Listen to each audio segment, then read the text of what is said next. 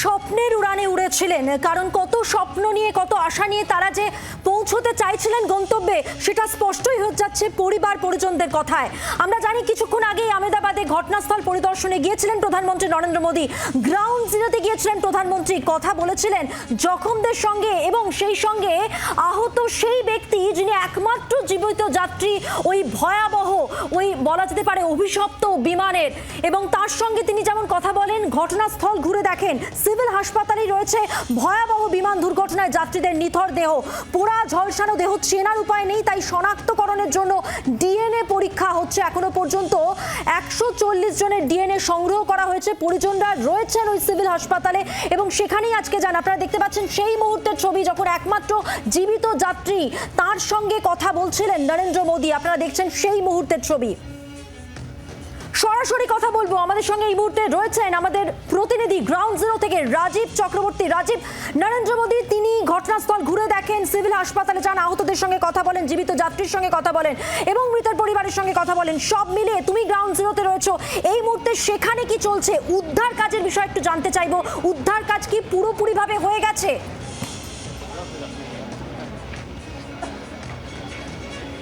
দেখো, উদ্ধার কার্য অর্থাৎ যে মৃতদেহগুলি উদ্ধার করা সেটির কাজ হয়ে গিয়েছে। এখন ওই যে হস্টেল অর্থাৎ যেটি মেডিকেল কলেজের হস্টেল, সেই হস্টেলের ভেতরে কেউ আটকে রয়েছে কিনা বা তার মধ্যে কোনো মৃতদেহ রয়েছে কিনা সেটি দেখা হবে এবং সেক্ষেত্রে ধ্বংসাবশেষ যেহেতু খুব একটা হয়নি তাই মৃতদেহ আটকে থাকার সম্ভাবনা কম। কিন্তু 265টি মৃতদেহ এই সিভিল হাসপাতালের যে তুমি দেখতে পাচ্ছ পোস্টমর্টেম রুম, সেই পোস্টমর্টেম রুমে ছিল এবং এখনও পর্যন্ত বেশ কয়েকটি মৃতদেহ আত্মীয় পরিজনদের হাতে তাদের তুলে দেওয়া হয়েছে, তার কারণ তাদের শনাক্ত করা গিয়েছে। আর তোমাকে এই মুহূর্তে যে ছবি দেখাবো, হাসপাতালের সামনের ছবিটা, আমি ক্যামেরা পার্সন শুভাশিসকে বলবো দেখাতে, যেখানে পরিজনরা তারা এসেছেন যারা এখনও পর্যন্ত তাদের স্যাম্পল দেননি, অর্থাৎ ডিএনএ পরীক্ষার জন্য যে স্যাম্পল দিতে হবে, যাদের আত্মীয় পরিজনরা নিখোঁজ রয়েছেন, অর্থাৎ যারা মারা গিয়েছেন, মাফ করবে, যাদের মারা গিয়েছে কিন্তু তাদের নাম নথিভুক্ত করে রক্তের নমুনা দিতে হবে এবং সেই নমুনার ভিত্তিতে তাদের ডিএনএ পরীক্ষা হবে। যেহেতু এই হাসপাতালের যে কোনো হাসপাতালের পরিকাঠামো এমন আমাদের দেশে নেই যে একসঙ্গে 265টি দেহের তোমার একেবারে সঙ্গে সঙ্গে ডিএনএ পরীক্ষা হয়ে যাবে, তার কারণ ফরেনসিক ল্যাবের প্রয়োজন, ফরেনসিক যে প্রযুক্তির প্রয়োজন এবং সেক্ষেত্রে এই ডিএনএ পরীক্ষা করতে গিয়ে, প্রত্যেকে ডিএনএ পরীক্ষা করতে গিয়ে সময়ের প্রয়োজন। একে একে পরিজনরা আসছেন, পরিজনরা তাদের নাম নথিভুক্ত করছেন। এখানে সরকারের তরফে, প্রশাসনের তরফ থেকে ক্যাম্প করা হয়েছে। সেই ক্যাম্প একেবারে আমার পেছন দিকে তুমি দেখতে পাচ্ছ পোস্টমর্টেম রুম, আর এই তার সামনে একটা টেন্ট করে এখানে প্রশাসনের আধিকারিকরা তারা বসেছেন এবং সেখানে আত্মীয় পরিজনরা, যাদের পরিবারের আত্মীয়রা ফ্লাইটে যাওয়ার সময়, লন্ডন যাওয়ার সময় দুর্ঘটনায় মারা গেছেন, তাদের পরিবারের সদস্যরা এখানে আসছেন এবং তাদের নাম নথিভুক্ত করছেন।